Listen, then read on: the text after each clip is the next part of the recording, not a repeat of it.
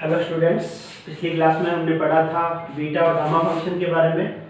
आज हम पढ़ेंगे बीटा और गामा फंक्शन के बीच में क्या रिलेशन होता है। तो सबसे पहले बीटा और गामा फंक्शन के बीच में जो रिलेशन होता है वो है बीटा एम एन बराबर होता है gamma N upon gamma M plus n. ये दोनों के बीच में रिलेशन होता है beta m n is equal to gamma N upon gamma M plus n. तो ये फॉर्मूला कैसे आया देखते हैं। सबसे पहले प्रूफ करते हैं इसको। तो हमने एक फॉर्मूला पढ़ा था लास्ट में कल, 0 टू इंफिनिटी लिमिट और x की पावर n माइनस 1 e की power minus ax dx is equal to gamma n a की पावर n। ठीक है, ये फॉर्मूला हमने पढ़ा था कल उस लास्ट वीडियो में। इसको हम लिख सकते हैं गामा n बराबर 0 टू इंफिनिटी a की पावर n x की पावर n माइनस 1 e की पावर माइनस ax dx। इस a की पावर n को इस तरफ ले आए तो गामा n बराबर ये फॉर्मूला आ गया। ठीक है, अब हमें प्रूफ करना है गामा m गामा n ये दोनों होने चाहिए मल्टीप्लाई में। तो हमें गामा n तो है हमारे पास। अब गामा m लाने के लिए हम क्या करते हैं, दोनों साइड में e की पावर या हमें चाहिए गामा m, तो a की पावर m माइनस 1 e की पावर माइनस a, इससे मल्टीप्लाई कर देते हैं और लिमिट 0 टू इंफिनिटी दोनों साइड में, लेफ्ट साइड में और राइट हैंड साइड में भी। तो यहाँ एक तो लिमिट 0 टू इंफिनिटी है ही, दूसरी लिमिट 0 टू इंफिनिटी a की पावर m माइनस 1 e की पावर माइनस a, जिससे हमने मल्टीप्लाई किया दोनों साइड में, और ये a की पावर n x की पावर n माइनस 1 e की पावर माइनस ax, यहाँ पे dA, तो dA dx। ठीक है, हमने क्या किया है इस फॉर्मूले में, क्योंकि हमें यहाँ इस तरफ गामा n तो था और ये प्रूफ करने के लिए गामा n के साथ गामा m भी चाहिए था, तो हमने गामा m के लिए इससे दोनों साइड में मल्टीप्लाई कर दिया। ये आप फॉर्मूला जानते हो, गामा m का फॉर्मूला है। ठीक है, ये आप यहाँ लिख सकते हो दोनों तरफ, इससे a की पावर m माइनस 1 e की पावर माइनस a dA से मल्टीप्लाई करने पर। तो ये हो जाएगा गामा n और ये है गामा m इस तरफ, क्योंकि a और x दोनों की लिमिट है यहाँ। तो पहले हम x को तो अलग रख देते हैं 0 टू इंफिनिटी, x का जो टर्म है इसको हम अलग रख रहे हैं अभी n माइनस 1, और a के रिस्पेक्ट में इंटीग्रेशन करते हैं। तो यहाँ a की पावर दोनों में ऐड हो जाएगी, a की power m plus n minus 1 और e की पावर भी जुड़ जाएगी यहाँ पे, e की पावर माइनस a कॉमन लेंगे तो 1 प्लस x dA dx। ठीक है, तो dA को फंक्शन को यहाँ रखा है हमने, dx को एक बार अलग रख लिया। अब 0 टू, अब इसका इंटीग्रेशन हमें करना है। तो सबसे पहले गामा फंक्शन के रूप में अगर करना हो तो हमें पता है e की पावर माइनस y, जो गामा फंक्शन है हमारा वो किस हिसाब से होता है, x की पावर n माइनस 1 e की power minus x dx, limit 0 to infinity. ये गामा फंक्शन होता है gamma n is equal to. तो हमारे यहाँ जो भी e की पावर में है उसको हम y मान लेते हैं उस फॉर्म में बदलने के लिए। तो माना a 1 plus x is equal to y, तो यहाँ से a की वैल्यू आ जाएगी y/1 + x और इससे हमें मिलेगा dA = dy/1 + x। ये प्रतिस्थापन यहाँ पे इसमें इस समीकरण में करने पर या इसमें करने पर क्या आएगा हमारे पास, इस तरफ तो ये हो गया gamma n = 0 to infinity x की पावर n-1 और यहाँ पे a की जगह क्या आ जाएगा, यहाँ से y/1 + x की पावर m + n-1 यहाँ से, और e की पावर माइनस, ये पूरा फंक्शन हमने y मान लिया, और dA की जगह dy/1 + x इंटू ये अलग है इंटू dx। ठीक है, फिर इसको मैं उस तरफ कर देता हूँ।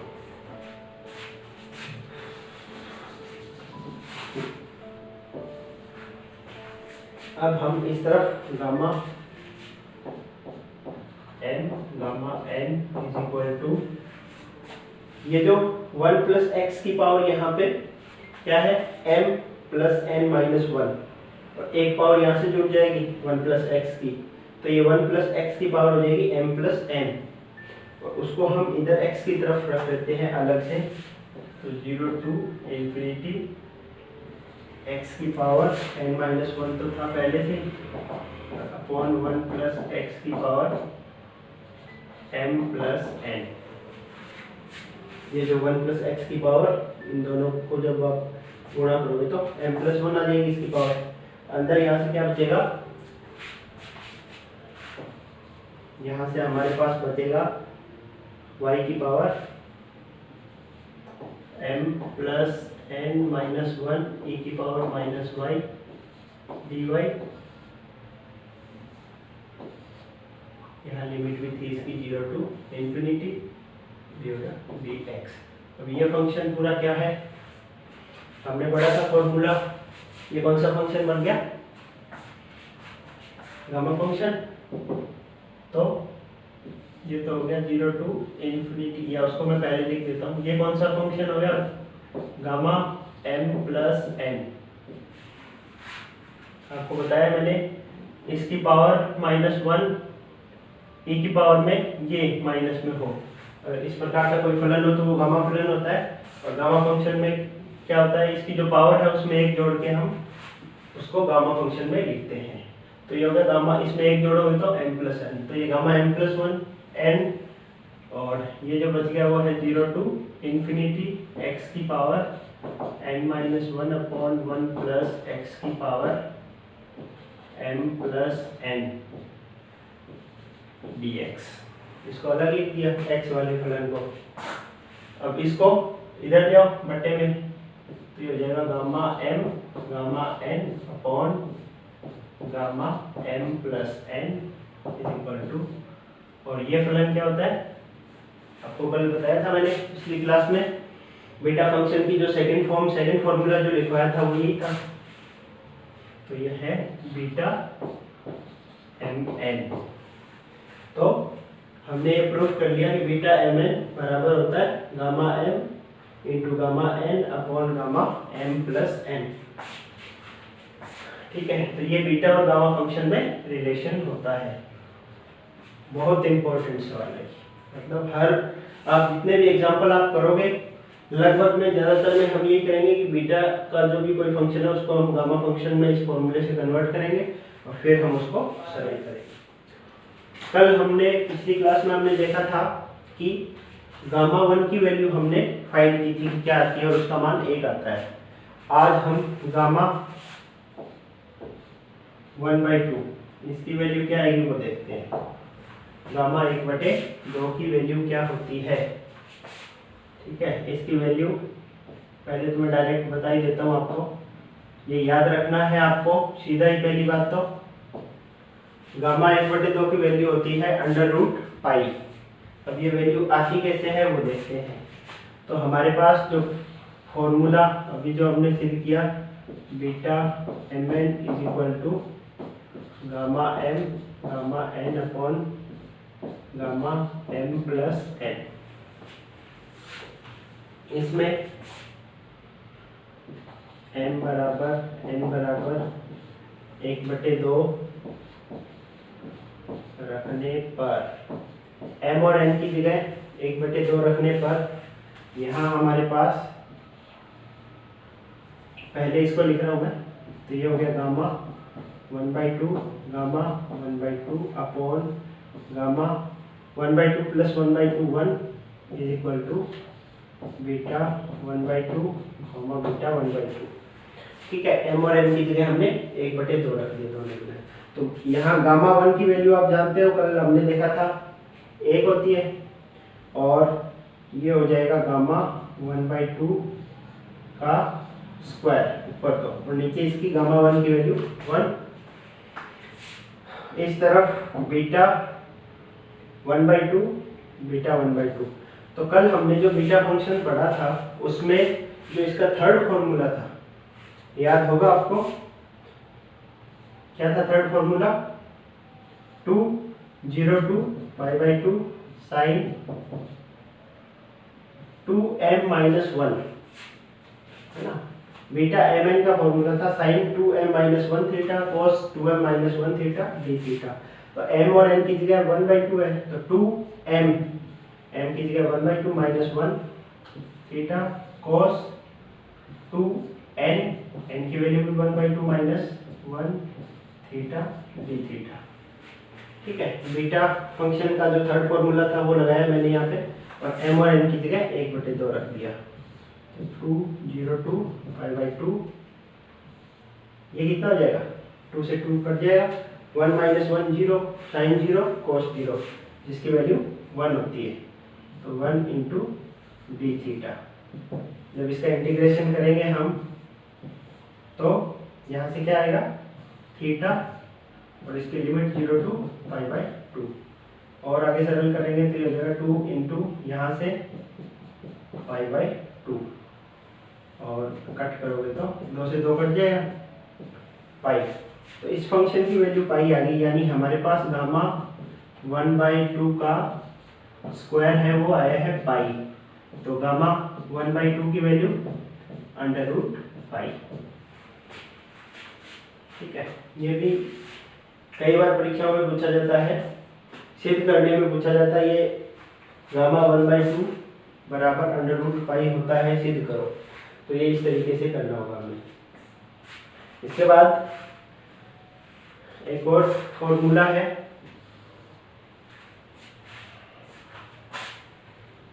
Zero to π/2 sine m theta cos n theta d theta बराबर gamma m plus 1/2 gamma n plus 1/2 upon 2m plus n plus 2 upon 2। ये इक्वेशन आता है, सिद्ध करना है कि ये इसके बराबर है, और ये डायरेक्ट याद भी रखना होता है। ठीक है, तो हमें ये सिद्ध करना है कि इसकी वैल्यू इसके बराबर होगी। ये सिद्ध करने के लिए जो आपको मैंने एक बीटा फंक्शन का एक फॉर्मूला बताया था, हम जानते हैं बीटा mn बराबर gamma m gamma n upon gamma m plus n। Beta gamma function, beta gamma का जो रिलेशन है वो हम जानते हैं। आज सबसे पहले हमने वही पढ़ा था, उधर जो लिखा हुआ है, इसको इक्वेशन 1 मान लिया।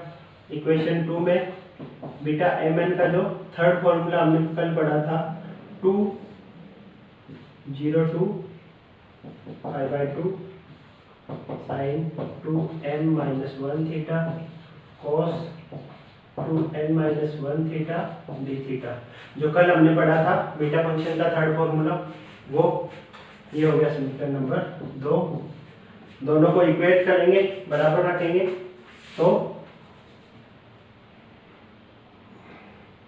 2 0 to π/2 sin 2n-1 theta cos 2n-1 theta d theta equal to gamma n upon gamma m plus n। ठीक है, अब